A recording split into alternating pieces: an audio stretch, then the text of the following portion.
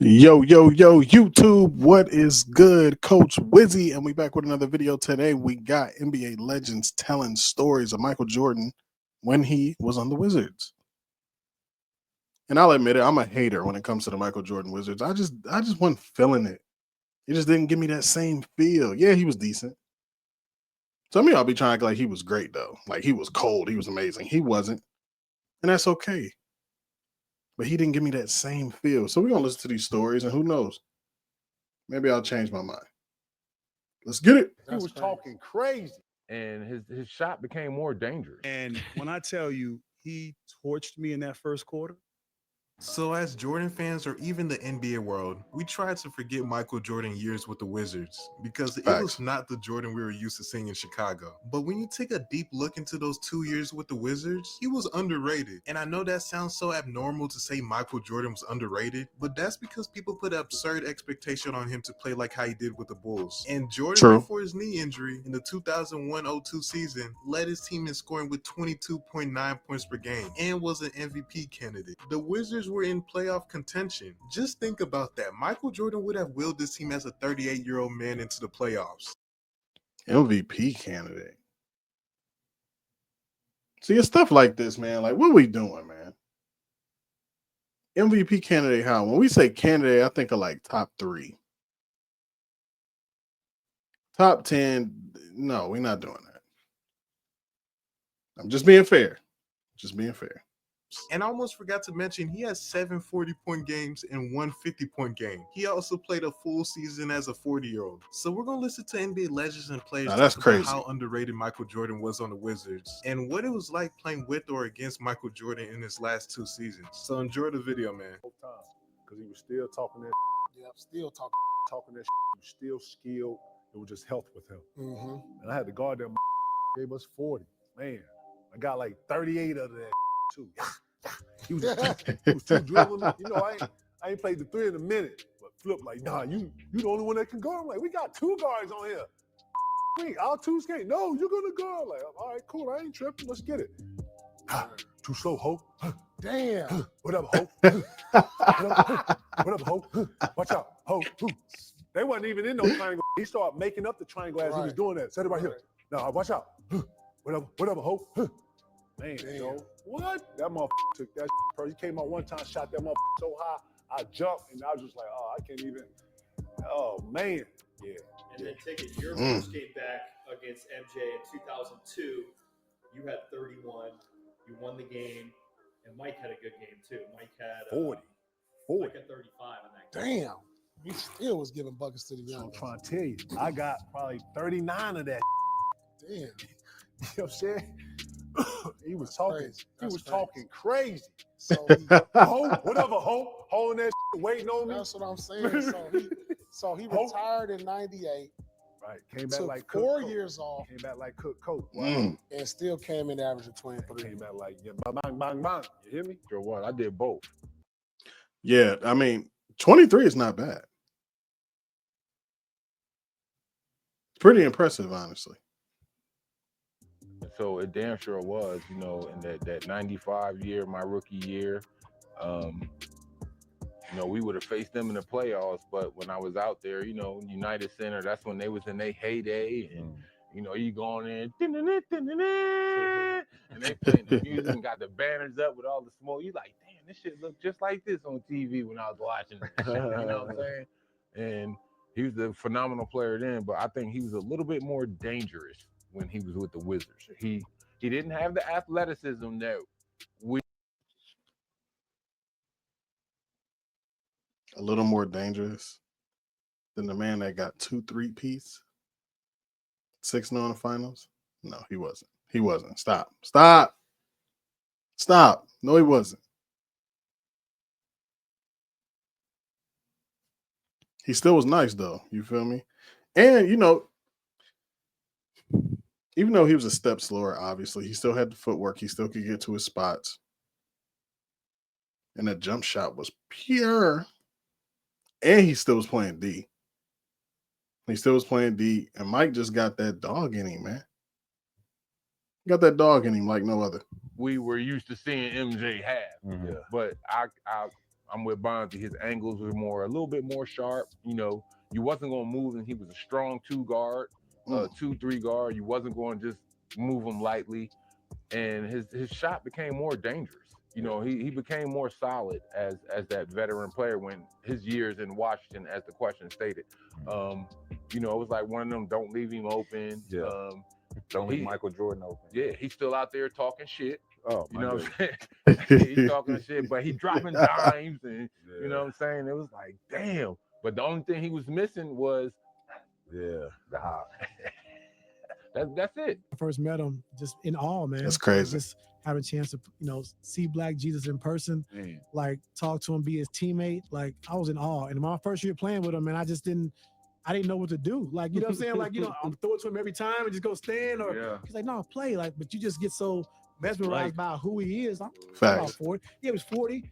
He averaged 20 points a game at the age of 40 on one leg because his knee was messed up. And he played 82 games at the age of 40 on one leg and played all 82 games. See, these youngsters, they ain't doing that, man. They ain't doing that nowadays. They healthy ain't playing all 82.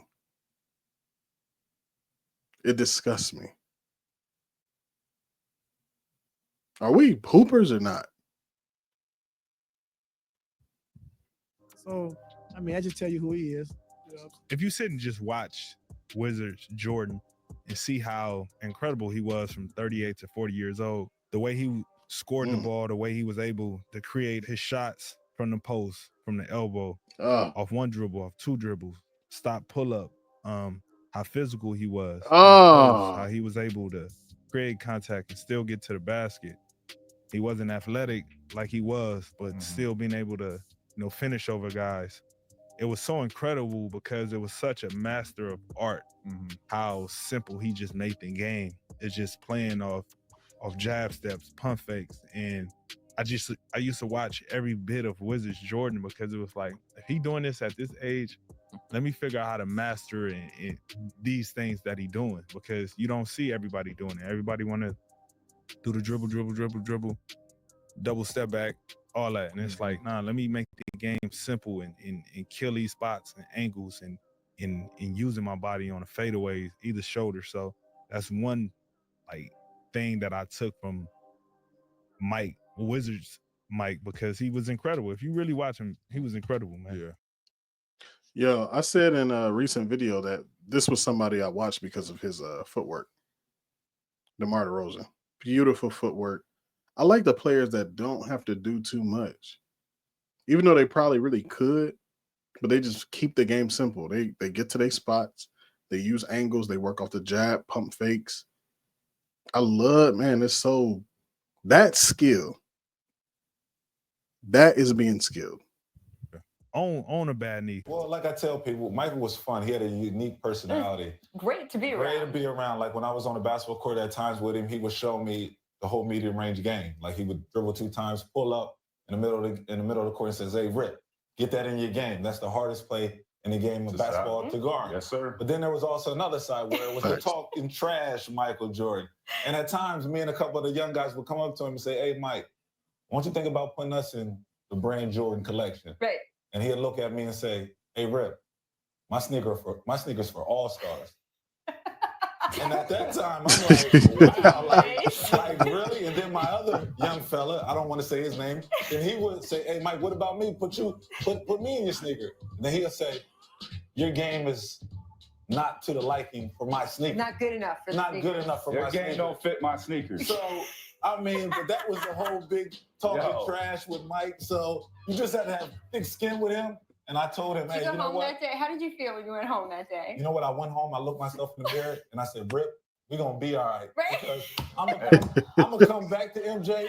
And I did. After I made the All-Star team, I came back to him and I said, "Hey, M, now I'm an All-Star. Now you got to put me in that sneaker. Man. Now you got to pay me the big bucks." And I'm just glad that the guy That's said wild. His game don't fit my sneakers. Oh, my The goodness. question mark out. Right? Oh, man. Right? Get back to the Wizards. Oh yeah, And at that point, it was a whole different game. Clark Kent. Turn into Clark Kent. Yeah, Clark Kent. You at least got a chance. You know, when he's Superman, Black Cat, you ain't have a chance. But now as a member of the Wizards, I can at least get a little, I get a little something off. But later in his career, as we now live in an era where players can play a lot longer because the game isn't as physical, the advancements of medicine have truly helped, and the load management thing is something that now resting healthy players is in vogue. Michael Jordan was 40 years old playing for the Wizards, played 82 games.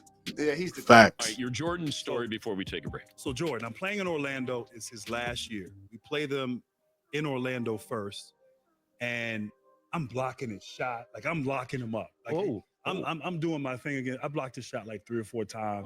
Like I'm having my way against him defensively. Now, granted, he's 40 years old, but I'm feeling good about myself. So fast forward a month later, we're in DC. My ankle, we go to a doctor in Baltimore, and basically he tells me I'm done. Like my ankle's, once again, it's not healed, it's broken. I have to have surgery. But I wanted to play against Jordan one last time. And so we're playing the Wizards. It's a TNT game. Wait, Thursday don't you night. want to go out where you dominate him and you're blocking his I'm shots? just thinking, my ego. Like I'm thinking, I had him the last game. I don't need this left ankle. Just give me some. I only need Motrin. one ankle. Give me a bunch of Motrin. I'm gonna go out here.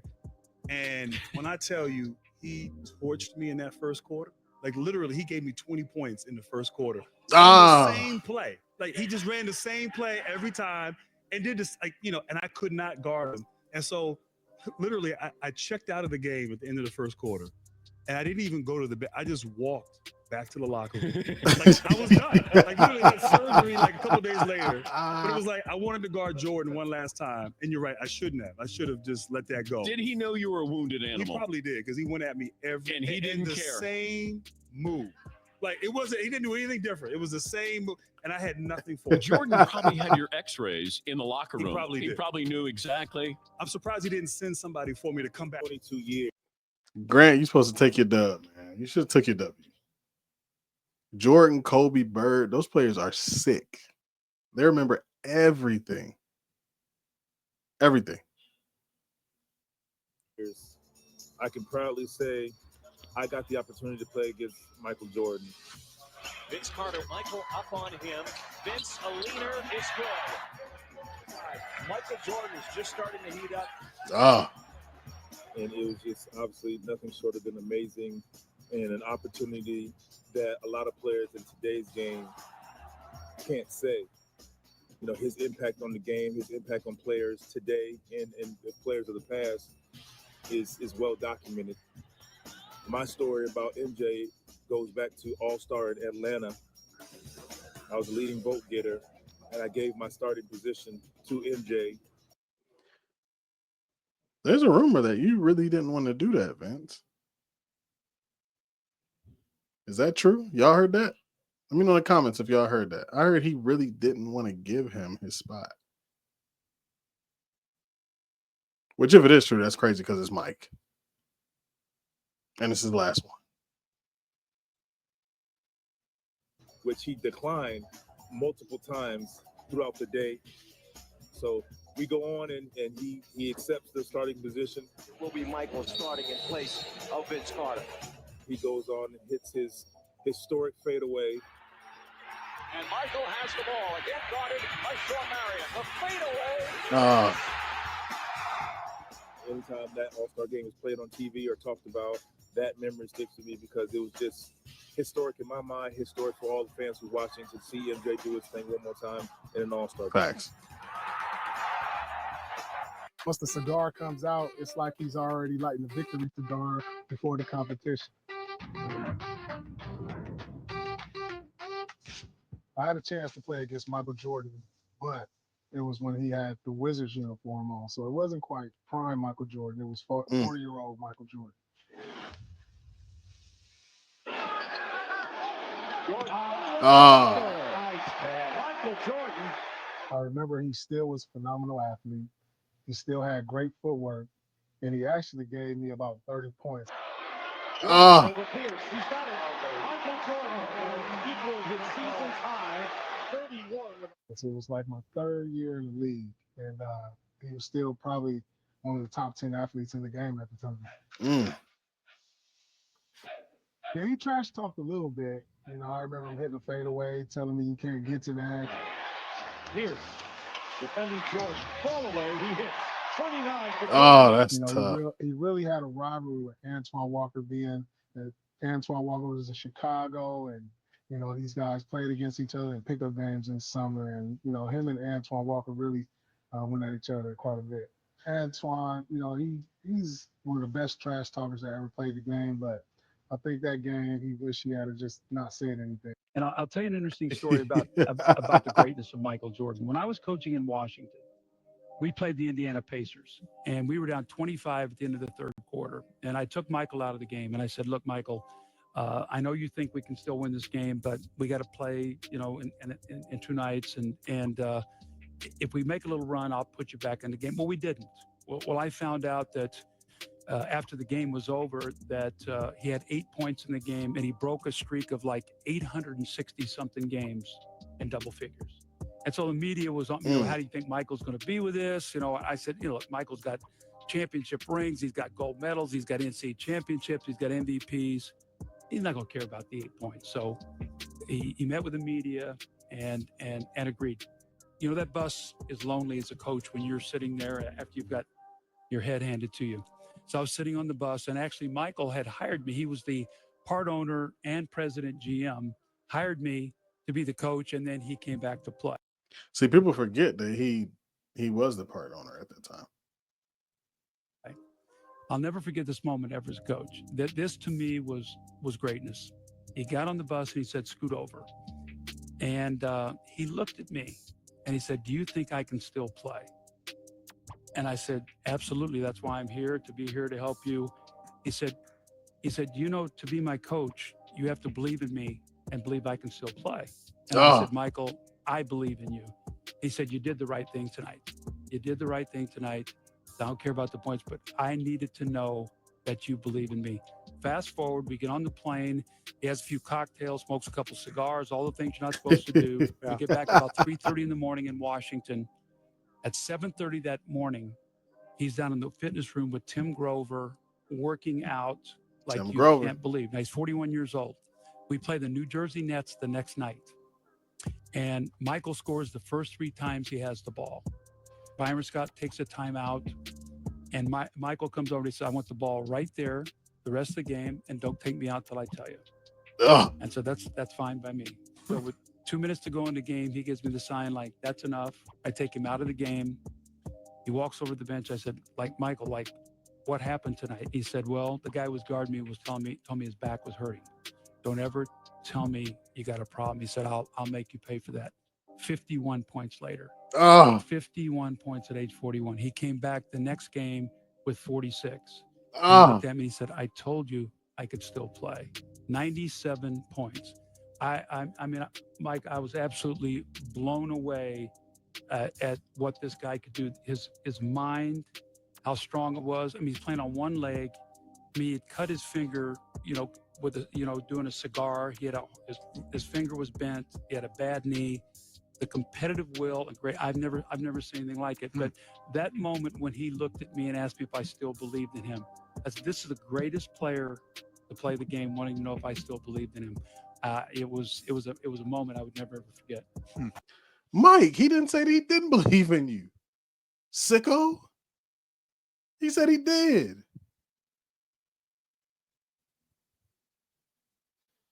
Mike a different type of animal. Mike is a different type of animal. That's why he the GOAT, though. So most guys kept it PG with MJ. We did have Byron Russell on the team, and he would consistently try and challenge MJ in practice, but it was like MJ was just so much better than him, man. It got to the point where it was embarrassing because he would talk to MJ, and then MJ would just turn it up, and he'd be on one, and he would just be cooking them. Like I remember in one practice, like he told, like after hitting the game-winning shot on Byron Russell, he said, "Man, stop trying to guard me, man. You're known as the human highlight reel, not because you have any highlights of your own, but because you're in all of mine." I mean, I'm just like, that's just so hurtful because he said so many. Oh my God. Not because you have any highlights, because you in all of mine.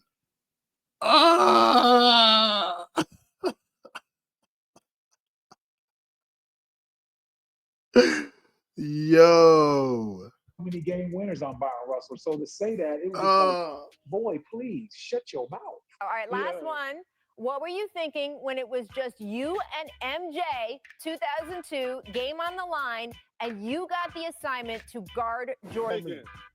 No, listen, I'm D'ing that man up the best way I can. Look, I'm all over that. Hey, man, he just shot that was great defense. He just hit a better offense. Man, how you let 40-year-old Jordan hit the game winner on you, Matrix? Come on, man. Dude, I'm not here for the Wizards Jordan slander. Listen, you know, Paul, you trying to take shots low key, but guess what? He hit some of your park too, so don't even start. So No, listen, he got you too. No, 40-year-old Jordan gave me 38, so I'm not mad. Thank you. By the way, Sean, during the last dance, there was, Michael Jordan with the Bulls, and then there was all this Jordan Wizard slander. He was good with the Wizards. He had a terrible team around him for big sections, but come on. He was still a threat back then. Don't be ashamed he scored on you. Come on, Paul. He got me, so I can't complain. I mean, he hit the game winner. I mean, he hit the game winner, but he hit the game go ahead basket in the All-Star game, my first All-Star game. But then Kobe got fouled by Jermaine O'Neal on the other end. We won the game. Man. That was a $20,000 fine right there. I remember that. That was a $20,000 fall. We would have won $21,000 on that game. Man. You know, but Jordan stands out because it was his last one, but Mariah Carey stands out too in that dress. Yes.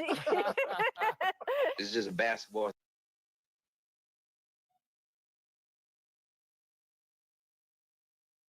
Y'all remember Mariah Carey in that dress at the All-Star game? I'm married. City love basketball, and they love their sports. Period. You know, but the greatest player in the world to come through here for his last game. I mean, I knew people would treat him like they did.